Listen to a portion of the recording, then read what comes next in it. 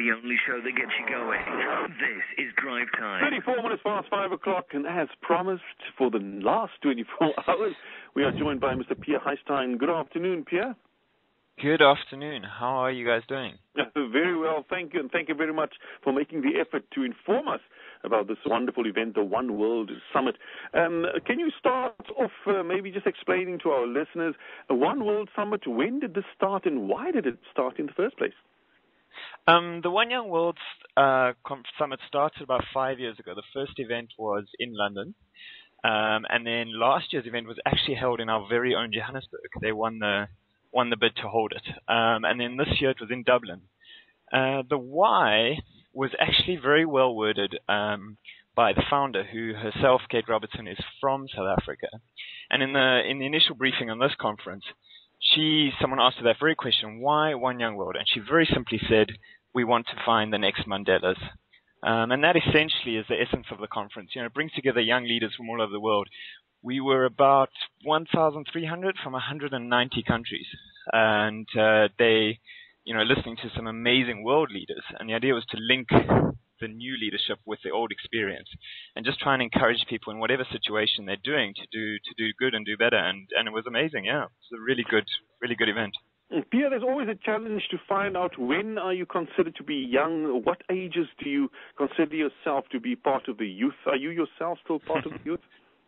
I'm certainly, by age and spirit. I'm 28 years old myself. And at the conference, they consider that to be under 30 years old. So young leaders before the age of 30, it's not quite like our own youth leagues that consider it almost up to 40, 45. But so they do keep it youthful, and most of the delegates are between the ages of 20 and 25. What are some of the issues that were focused on during the summit this year? So each session has a different focus point. The big ones this year were climate change and the environmental impacts and sort of the consequences of going through, and what leadership in all spheres can do about that. There's a very strong human rights focus, and that, in fact, was one of the most fabulous sessions. And other than that, there's a lot of look at sort of women rights, as a branch of human rights, etc. Business leadership was a very good one.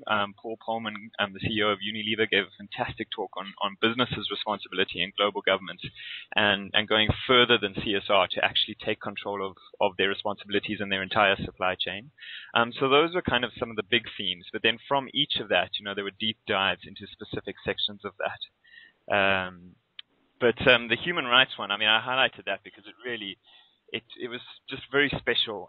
We hear in the news all the time about the atrocities going on around the world. But this year, the session we heard from an Eritrean girl who was she talked about Eritrea being an open prison, and she'd lived through that.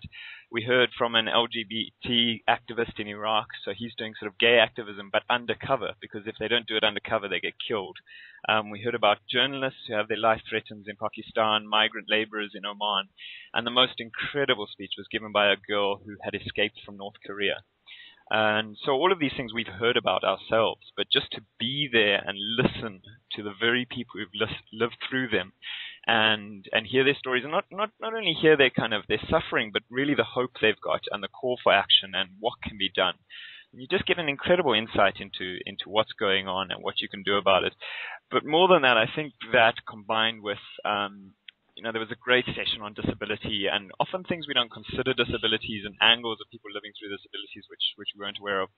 So to sum it up, I think the conference also, apart from the leadership and the calls to action, it gives one an incredible sense of empathy and really builds empathy amongst the participants. And once we can empathize with somebody in a difficult situation or going through suffering, it's a lot harder to accept it and go along with it. And therein lies the amazing inspiration to action that was followed it. And it's not just talk as well. They back it up with great funding programs, startups, and leadership there that give very practical steps on how you can go about leading either your organization or your business day to day to make those differences. So I hope that explains a bit more in detail what we went through. Mm-hmm.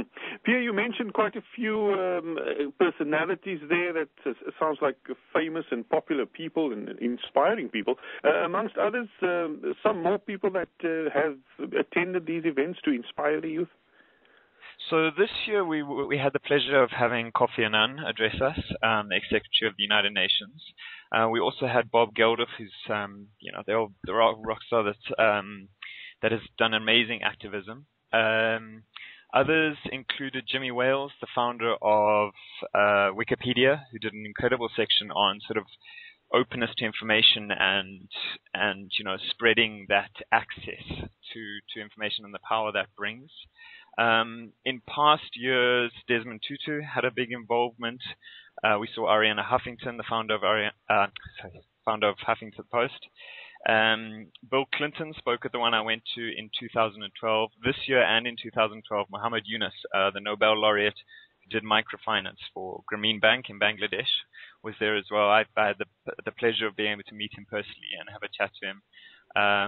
Like I said, Paul Polman, CEO of Unilever, as well as the CEO of Barclays, also gave a talk. And then this year we had a fantastic session with 4 ex-presidents of South American countries, from Mexico, Panama, Peru, and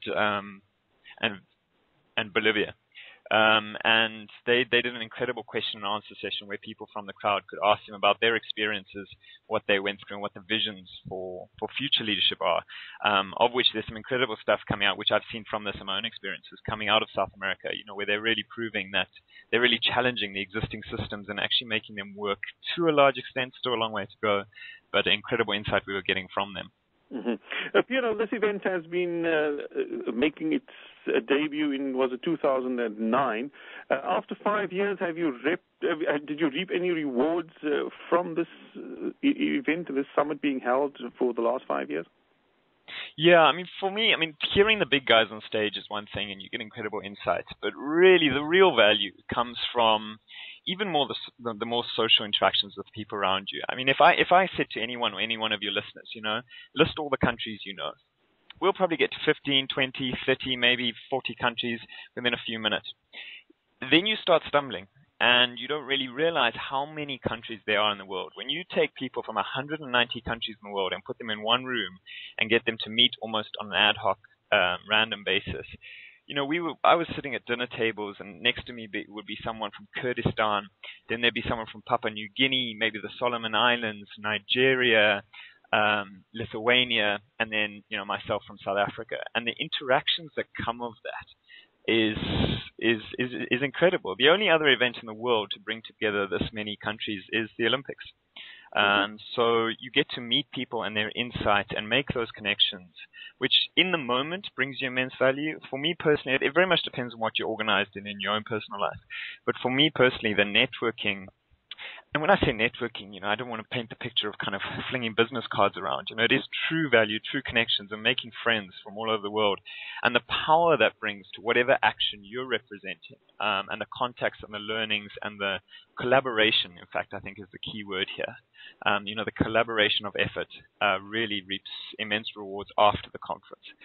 So it is one of those rare, I've attended a few of these sort of youth leadership type conferences, and this is one of the few where I really feel that the impact carries on and maybe even increases after the conference when you start taking that into action. Mm-hmm. Pierre, are you saying that because of the high-profile delegates that you normally find at these events? No, the high profile, some of them are high profile, but it's not so much the high profile as much as the high energy. All of the delegates, whether they're high profile, low profile, doing something, working for companies, working for organizations, starting their own organizations, or simply in administration of an organization, all of them have this incredible energy to make a change and make a positive change, whether they're doing it through profit enterprises or whether they're doing it through NGOs or whether they're simply doing it through their own lives. I met some incredible South Africans as well. Just to name one, Dean Benjamin, who's founded Imagine.nation, is doing fantastic work taking education into the areas of South Africa that need it most. bringing the free software that's already been developed and tested by others, and they're having an amazing impact. Something to definitely look up. If you just look for their Facebook page or their funding funds, Imagine.nation, that's just one example of a South African doing a lot of good. But yeah, definitely, there's a lot coming out of it, and the people themselves are from an immensely diverse background, but all of them have this passion and this drive to just, in whatever they're doing, do it better and make a bigger impact on those around them. So I wouldn't call it high profile as much as high enthusiasm and just a very, very positive thinking. No one's naive, no one's not aware of the challenges, but everyone sees challenges as a potential for a solution rather than, it's all gone downhill, so let's just give up. Mm-hmm.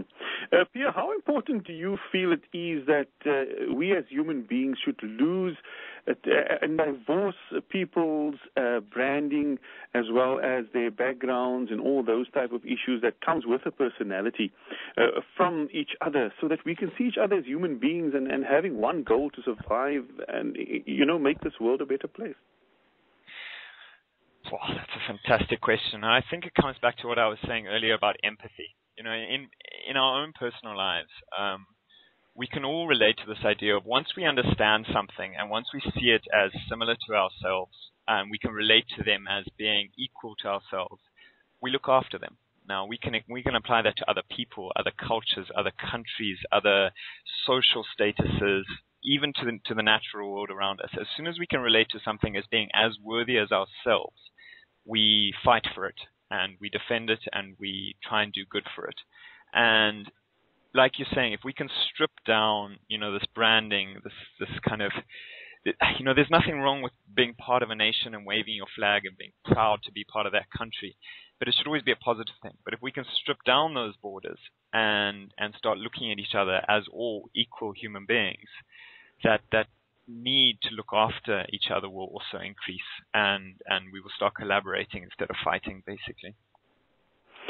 Pierre, just my final question. Do you feel that the One Young World Summit did not or do not enjoy the publicity and the media coverage that it should? I do. They do face some serious challenges in terms of media coverage. They are still quite young, and they also, it's a global thing. They spread quite thin. However, I do feel that for each of us that do attend, there really are thousands of people around the world that should attend, and were the awareness. Well, I would just love the awareness to spread such that those people can get involved and share the same privilege that we've had by being able to go. Pierre, how did you get the privilege to go? I was about near to when it started. I heard about it through a friend who had gone. I haven't been to all 5. He'd gone already, put me in touch, and then I funded myself for the first year, and then this year acquired private funding. Most delegates are funded either by their companies, families, or they work extremely hard to find that funding. So I was quite privileged to be able to have access to those funds, either personally or through others. So that was my entrance into it. But each person who goes has their own story of how they managed to get that right. And it definitely is possible. Mm-hmm. Yeah, I was lying when I said that was my last question previously, because I've got another one. How many individuals from South Africa represented South Africa at the event? Ooh, the South Africans, I've got to tell you about the South Africans. They are amazing. We were probably a delegation of about 50 to 60. I don't have the exact numbers, but it was around that. But I'll tell you something, more than just being 50 to 60. I mean, 50 to 60 out of 1,300 is not a lot. But there's an opening ceremony on the first night, and every country or a representative gets to bring up their flag onto the stage and puts it on the back, very much like the Olympics. Mm-hmm. And you have never heard a noise in the crowd like when that South African flag comes up. Mm-hmm. All of a sudden, those 50 people become all 1,000. They scream and shout and sing. And then at the end of the conference, quite cheekily so, we came down from the final session, and you come down these huge kind of escalators into the bottom section of the conference hall. And before we'd even got down there was a huge group down there waving the flags and singing the South African national anthem, which then soon turned into Shosholoza, and the spirit among them, the energy was fantastic. No other group there made quite as much noise as the South Africans managed to generate. Mm-hmm. Being a racist South African, of course, I need to ask the demographics of that group. Mostly black. I would say, again, without the list in front of me, I don't want to mislead or lie, but I would probably say about 80% black, and then the rest made up of coloreds and whites, yeah. Most of them sponsored by South African companies, although what was very interesting was that a lot of the companies sponsored 10 to 20 people. However, only about half of those people actually worked for that company. So what the companies were doing was investing half their money into their own employees and staff, and the other half into, people within the company's community. So, for example, Sasol sponsored a girl from Sasolburg. She didn't work for Sasol, but she was running a women's empowerment organization in Sasolburg. They sponsored her to go as part of the Sasol delegation. Mm-hmm. Pierre, of course, the biggest talking point globally when it comes to talking about peace is, of course, the Palestine-Israeli issue. Did anything of that nature make inroads into the discussions? It did come up. It certainly did, mostly in the private discussions afterwards. In terms of the actual sessions, it was never focused on as its own topic, but it was brought into the discussion about general conflict. There was a lot of discussion around that. There was a lot of discussion around the conflict in Korea. There was a lot of discussion around Pakistan and India, as well as the conflict in Kurdistan and Iraq currently happening. So it came up as a bigger discussion. And in terms of how do we solve international conflict, what is, how do we get involved, and also then just creating a dialogue between those parties. So, looking across nations and kind of going, well, let's focus on what we have in common and what a solution may be. Mm-hmm. And that was probably the better route to go, and not to individualize conflicts, but to speak about it in general. Yeah. They did dip into individual discussions, but it also, at no point did they want to turn it into any kind of tit for tat kind of a debate. A lot of these topics have been discussed at length and can be discussed afterwards. Taking the core lessons that we look at during the conference. They take the stance of it's better to talk about not the general high level stuff. It's still very high impact behavior and philosophies, but rather we talk about that, and then each of us takes it down into our own, shall we call it, challenge or battle, and collaborate on our own focus point. But it was interesting also just to learn from different conflicts, so what's worked here, what's worked there, who's involved in this. There was a lot of discussion. We had some great representatives from the UN Security Council, and they talked about the kinds of challenges and factors in this kind of international conflict. And there's big questions asked, how powerful is it? Is there still a need for the organizations like the UN Security Council? Are they having the impact, or actually are we turning, is conflict resolution now, has power been dispersed, and will solutions actually come out of that dispersed public power rather than a top-down led peacemaker power, in a sense? And that was very interesting to see how the world, a lot of sessions focused on or brought that up, talking about this power dispersion, either through the shift of the powerhouses from the West towards the more emerging markets, coupled with this digitization of the world. Paul Polman brought that up a lot and talked about how that's putting power in the hands of the people, which is a good thing. However, it does make coordination of solutions very difficult. So how do we use that dispersion of power now for good and not for chaos? Mm-hmm. Pierre, there's a lot of conflict taking place around the world, everywhere, in every corner of the universe. How does the Young World Summit, or the youth that was represented at that event, how do they feel about the future? They feel very positive, and that's the resounding feeling. And it's amazing to be there also, because so often, I mean, I myself write for the papers in South Africa, and you know, some of the comments I get on my articles, just sometimes they can just strip the spirit out of you, because you realize just how often negative people become, and it's hard not to kind of get lost in that negativity and still keep focusing on there is a solution, let's find it. And this conference really brings together that, and really sort of reminds one that actually, you know, comments on online newspapers are not representative for the world at all. You know, the majority of people are still very positive, and if we keep focusing on a solution-based attitude, solutions will be found, just as we've seen in many, many situations in the world. And this group really is, you know, they really epitomize that and are really encouraged to think like that. You know, a lot of the speakers, I heard it 2 or 3 times from a speaker on stage, they said, I don't have time to be pessimistic. You know, pessimism doesn't help, and we will only find a solution if we want to find a solution. And so not only do a lot of them arrive with that, but they also leave with that emphasized and inspired. And I think in all of us, especially in South Africa, you know, we do face some serious issues in South Africa at the moment.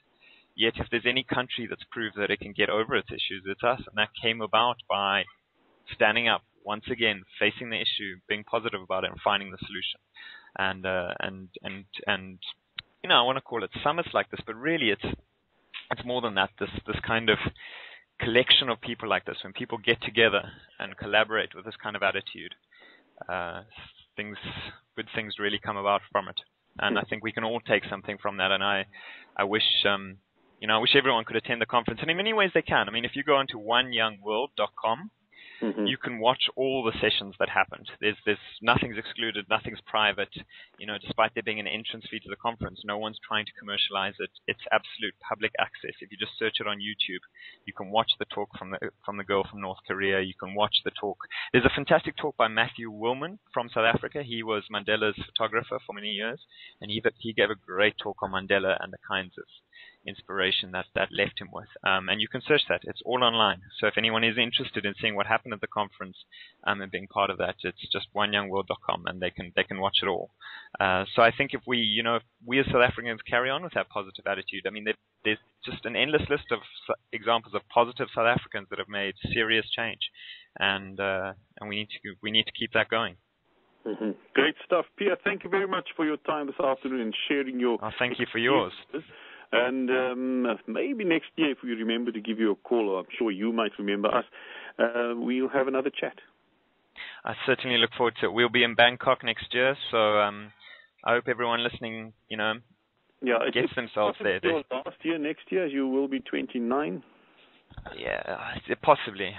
However, you know, I might go talk to Home Affairs and see if I was trying to be positive the whole time. Down. Yeah, exactly. It's always a way, right? It's always a way. There's always a way. Super. Thank you so much for your time, man. Thank you. Bye-bye. Thanks. Cheers. Okay, that's